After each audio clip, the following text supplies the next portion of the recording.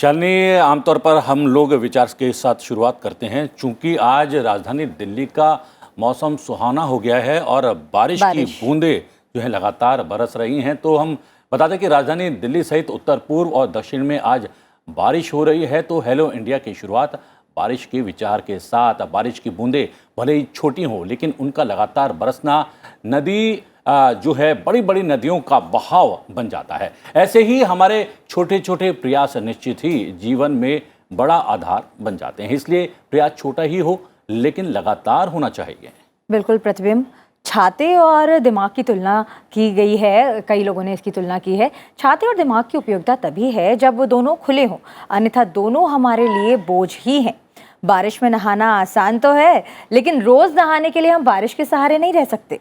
इसी प्रकार भाग्य से कभी कभी चीजें आसानी से मिल जाती हैं, किंतु हमेशा भाग्य के भरोसे नहीं जी सकते।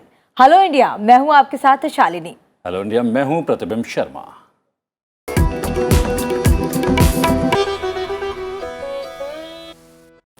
और सबसे पहले जानते हैं हेलो इंडिया में आज क्या है खास। हेलो इंडिया हाइलाइट्स के साथ।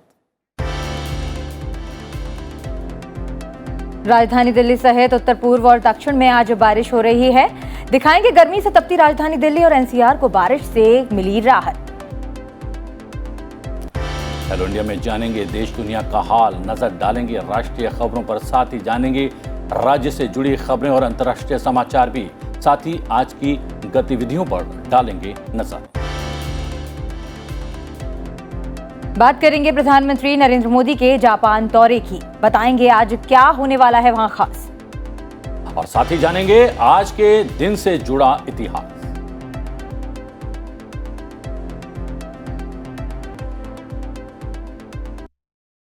तो जुड़े रहिए अगले आधे घंटे हमारे साथ हेलो इंडिया में।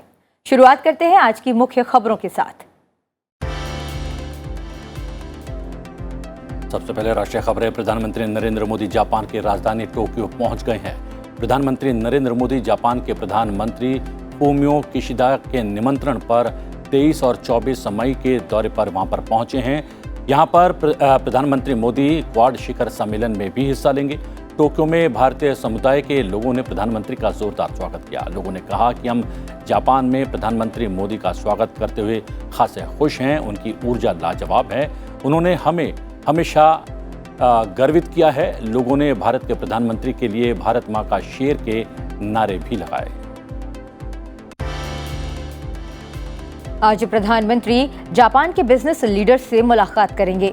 वे Indo Pacific economic partnership launch करेंगे और जापान में भारतीय समुदाय से मिलेंगे। आपको बता दें कि प्रधानमंत्री जापान के प्रधानमंत्री के निमंत्रण पर जापान के 2 दिवसीय दौरे पर हैं। जापान में लगभग 40 घंटे के अपने प्रवास के दौरान प्रधानमंत्री विश्व के 3 नेताओं के साथ बैठक करेंगे और साथ ही 23 कार्यक्रमों में शामिल होंगे। जमैका और सेंट विंसेंट और ग्रेनेडाइंस की अपनी राजकीय यात्रा पूरी करने के बाद राष्ट्रपति रामनाथ कोविंद रविवार रात नई दिल्ली पहुंच गए। इस यात्रा के दौरान उन्होंने दोनों देशों के नेताओं से कई द्विपक्षीय मुद्दों पर बात की। इस यात्रा से दोनों देशों के साथ भारत के संबंध और भी प्रगाढ़ हुए।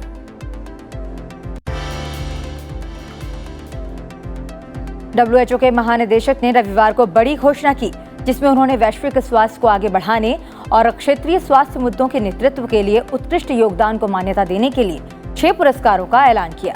WHO ने रविवार को भारत की 10 लाख महिला आशा कार्यकर्ताओं को देश में ग्रामीण क्षेत्रों तक स्वास्थ्य सुविधाएं मुहैया कराने और कोरोना काल में महामारी पर लगाम लगाने के अथक प्रयासों के लिए सम्मानित किया।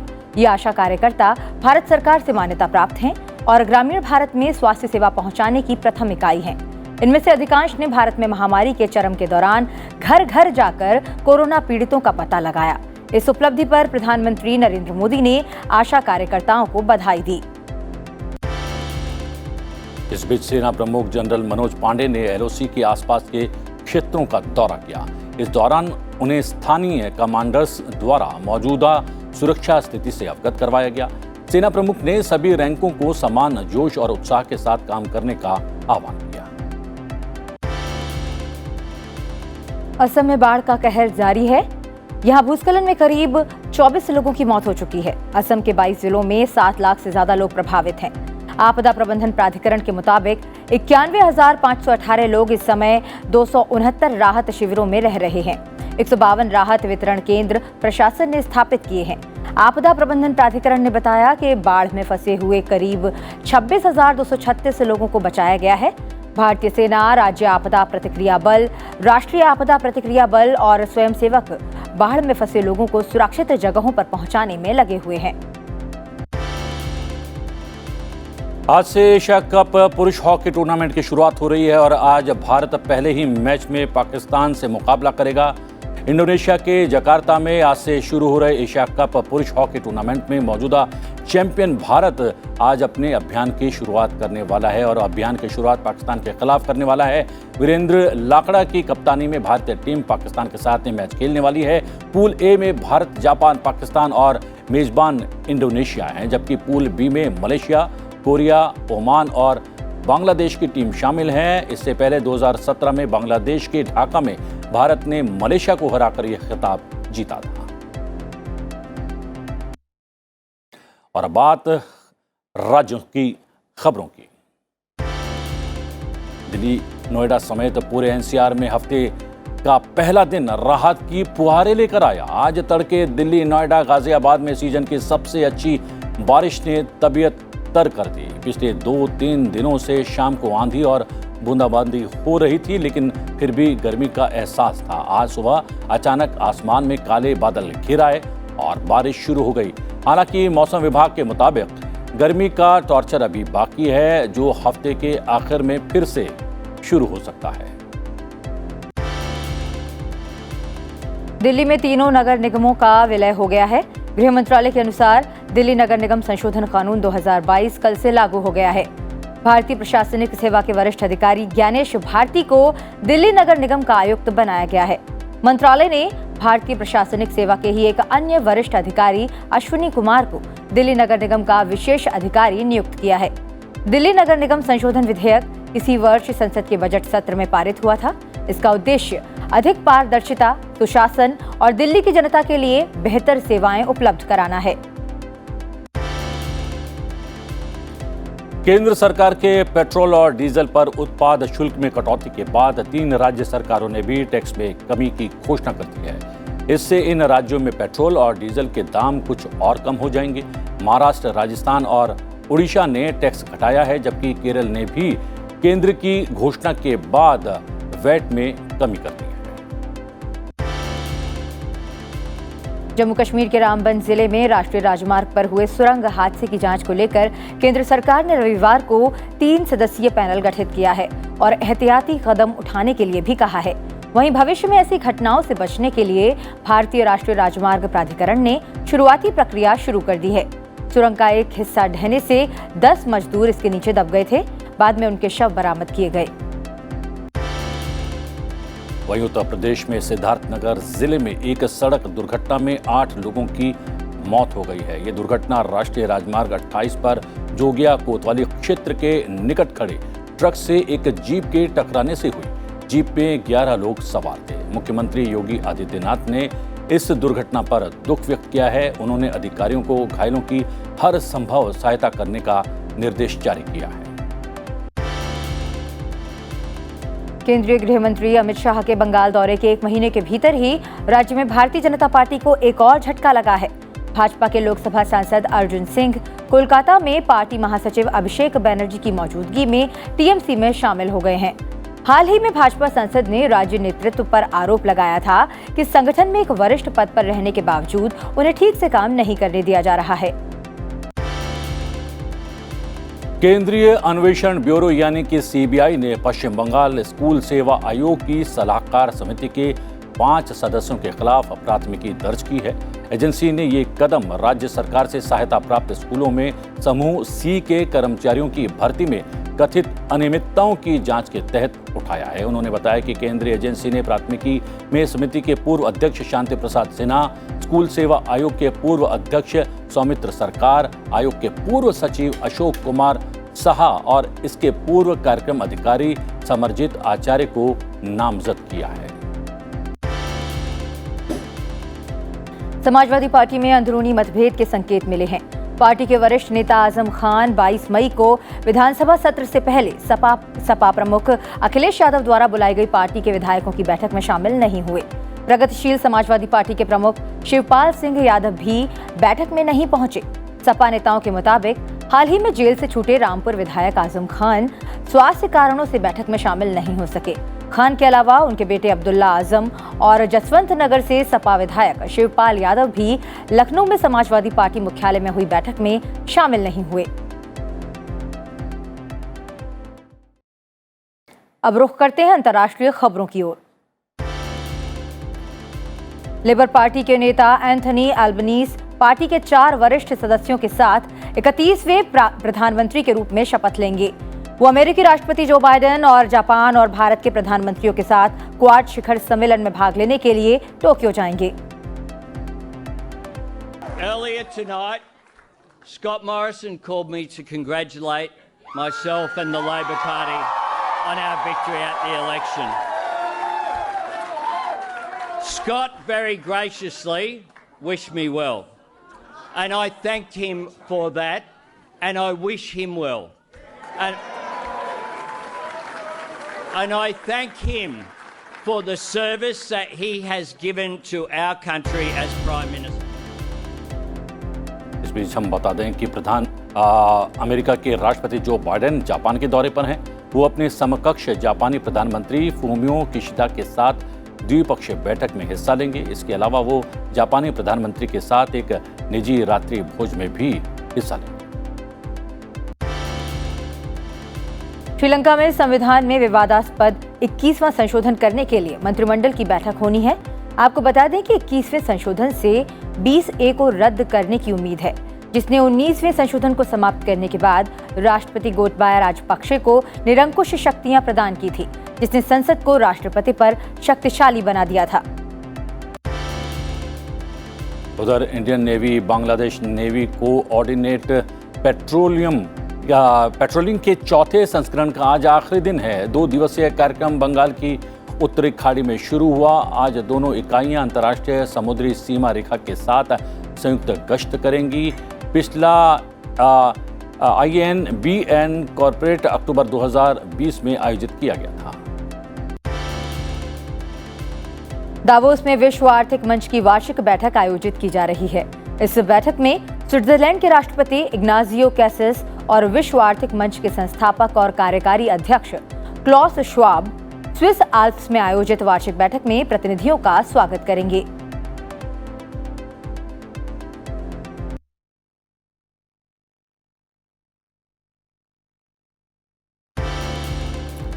ईरानी राष्ट्रपति इब्राहिम राइसी मस्कट का दौरा करेंगे। इस दौरान द्विपक्षीय आर्थिक, राजनीतिक और सांस्कृतिक संबंधों पर चर्चा हो सकती है।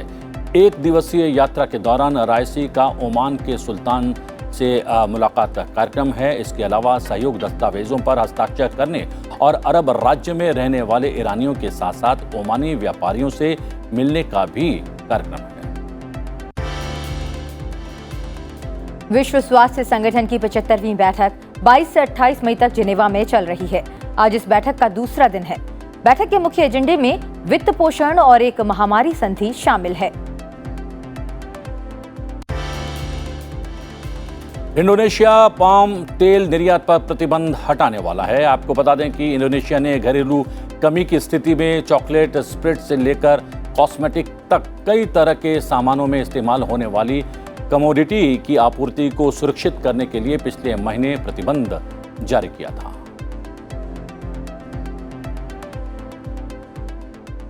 और अब नजर डाल लेते हैं आज की गतिविधियों पर। जापान दौरे के पहले दिन प्रधानमंत्री नरेंद्र मोदी जापान के उद्योगपतियों के साथ एक मुलाकात करने वाले हैं। भारत और जापान के बीच आर्थिक साझेदारी और निवेश को बढ़ाने के उद्देश्य से ये मुलाकात महत्वपूर्ण होगी। प्रधानमंत्री नरेंद्र मोदी जापान में भारतीय समुदाय के साथ भी मुलाकात करेंगे। भारत में करीब 40,000 हम बता दें कि भारत के करीब 40,000 लोग जापान में रहा करते हैं। प्रधानमंत्री नरेंद्र मोदी टोक्यो में अमेरिकी राष्ट्रपति जो बाइडेन के साथ इंडो पैसिफिक इकोनॉमिक फ्रेमवर्क कार्यक्रम के उद्घाटन समारोह में शिरकत करेंगे। लोकसभा में आज सरकारी आश्वासन संबंधी समिति की बैठक संसद भवन परिसर के समिति कक्ष में आयोजित की जाएगी। तेलंगाना और बिहार के राज्यसभा उपचुनाव के लिए नामांकन वापसी का आज अंतिम दिन है। 22 से 26 मई तक दावोस में आयोजित विश्व आर्थिक मंच में केंद्रीय मंत्री पीयूष गोयल भारतीय शिष्टमंडल का नेतृत्व कर रहे हैं। प्रतिबिंब फिलहाल रुक रहे हैं एक छोटे से ब्रेक के लिए, और ब्रेक पर चलते चलते आपको दिखाते हैं विदेश की वो तस्वीर जो भारत के लिए गर्व की तस्वीर है। जी हां, जापान दौरे पर पहुंचे प्रधानमंत्री नरेंद्र मोदी का जोरदार स्वागत हुआ। इस दौरान भारतीय समुदाय ने देखो देखो कौन आया, हिंदुस्तान का शेर आया के नारे भी लगाए। आप भी देखिए नज़ारों को, और ब्रेक के बाद आपको दिखाएंगे आज के दिन से जुड़ा इतिहास। बने रहिए हमारे साथ।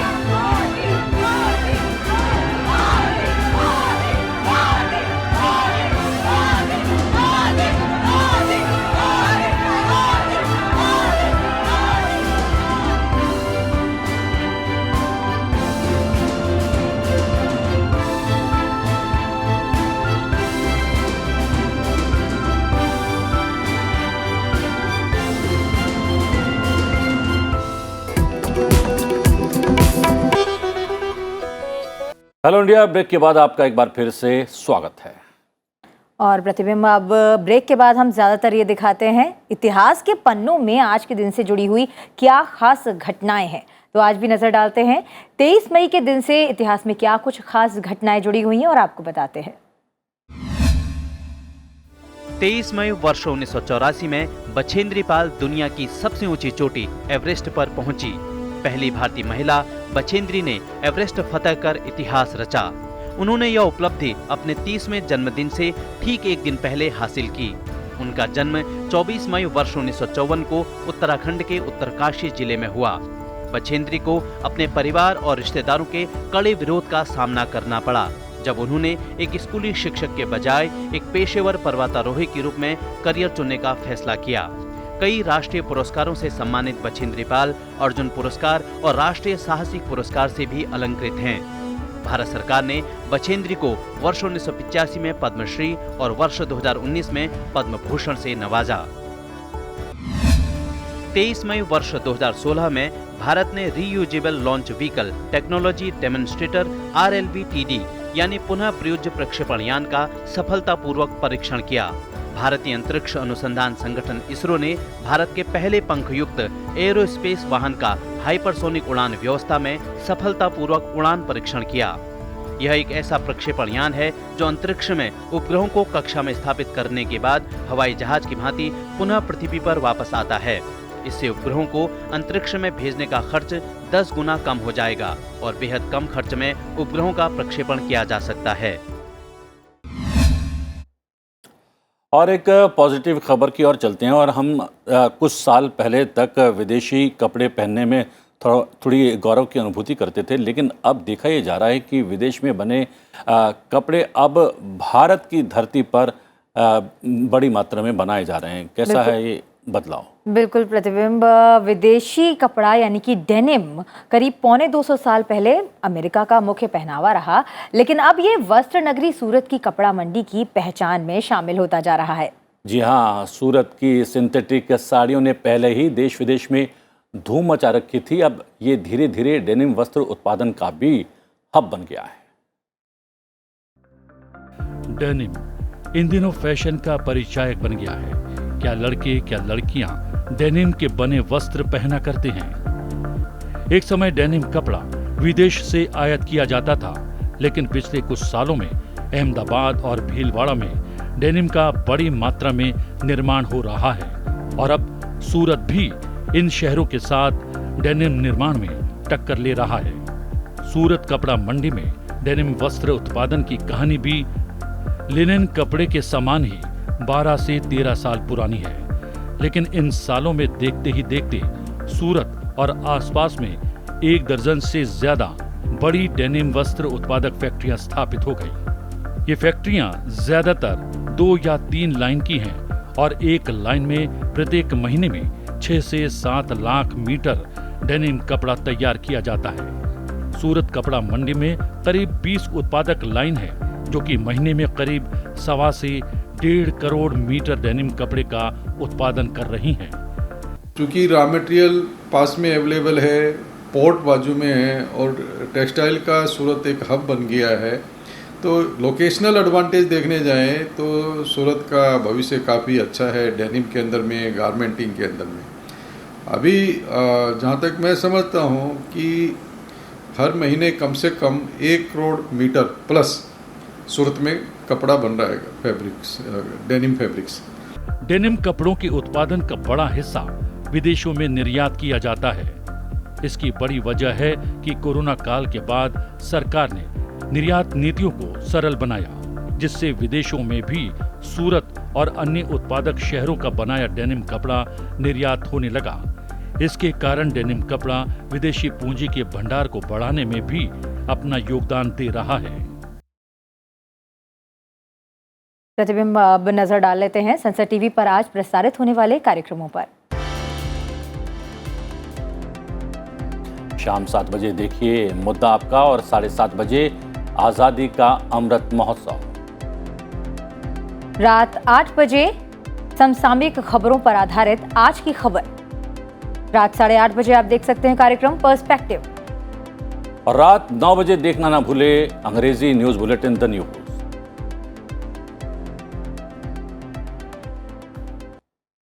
और हेलो इंडिया को आप टीवी के अलावा संसद टीवी के सोशल मीडिया प्लेटफॉर्म्स पर भी देख सकते हैं। आप अपना ये पसंदीदा प्रोग्राम टीवी के अलावा यूट्यूब और फेसबुक पर भी देख पाएंगे। साथ ही संसद टीवी को ट्विटर और इंस्टा पर भी ये उपलब्ध है। प्रतिबिंब, और यहाँ हम हमारे दर्शकों से अपील करना चाहेंगे कि संसद टीवी की आईडी को आप ज़रूर फॉलो करिए, हर सोशल मीडिया प्लेटफॉर्म पर फॉलो करिए और साथ ही साथ आप उस पर अपने सुझाव भी ज़रूर दें। और फिलहाल चलते चलते क्यों ना कश्मीर की बात की जाए। जी हाँ, कश्मीर को धरती की जन्नत बनाने में कई परंपराओं ने काम किया है। उसमें से एक परंपरा है सूफियों की। प्रतिबिंब, और उसी परंपरा को कला के माध्यम से समृद्ध बनाने का काम करने वाली एक संस्था ने हाल ही में कश्मीर में एक सूफियाना नृत्योत्सव का आयोजन किया। तो चलते चलते आपको बताते हैं सूफियाना नृत्य उत्सव के बारे में और दिखाते हैं इसकी एक झलक। कश्मीर ऋषि मुनियों और साधु संतों के बाद सूफियों की भी धरती रहा है। 19वीं सदी में ऐसे ही एक सूफी हुए हैं बाबा शकूर दामली, और बाबा शकूर दामली के संदेश को जन जन तक पहुंचाता है बाबा शकूर दामली केंद्र, जिसके कलाकारों ने अब्दुल वहाब खार के प्रसिद्ध सूफी मंदिर में एक सूफी परंपरा से सजे पारंपरिक नृत्य कार्यक्रम का आयोजन किया। ये पारंपरिक नृत्य कार्यक्रम संगीत नाटक अकादमी नई दिल्ली द्वारा प्रायोजित किया गया।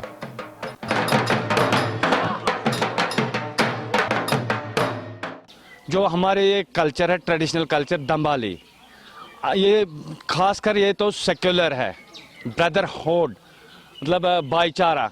ये यहाँ प्रोग्राम होता है तो ये लोग दुआ मांगते हैं हिंदू, सिख, ईसाई के लिए, तो अल्लाह ताला वो कबूल करता है।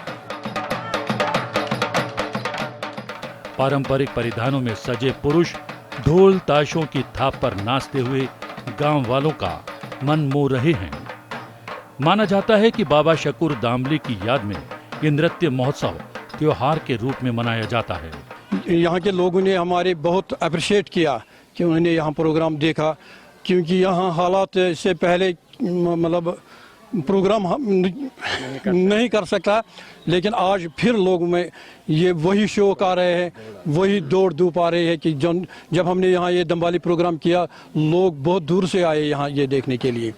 ये नृत्य मुख्य रूप से सूफी संतों के साथ किया जाता है, 700 वर्षों पुरानी सूफी संतों की शिक्षा आज भी घाटी के कोने कोने में गूंजती है और लोगों को शांति और सद्भावना के साथ रहने के लिए प्रेरित करती है।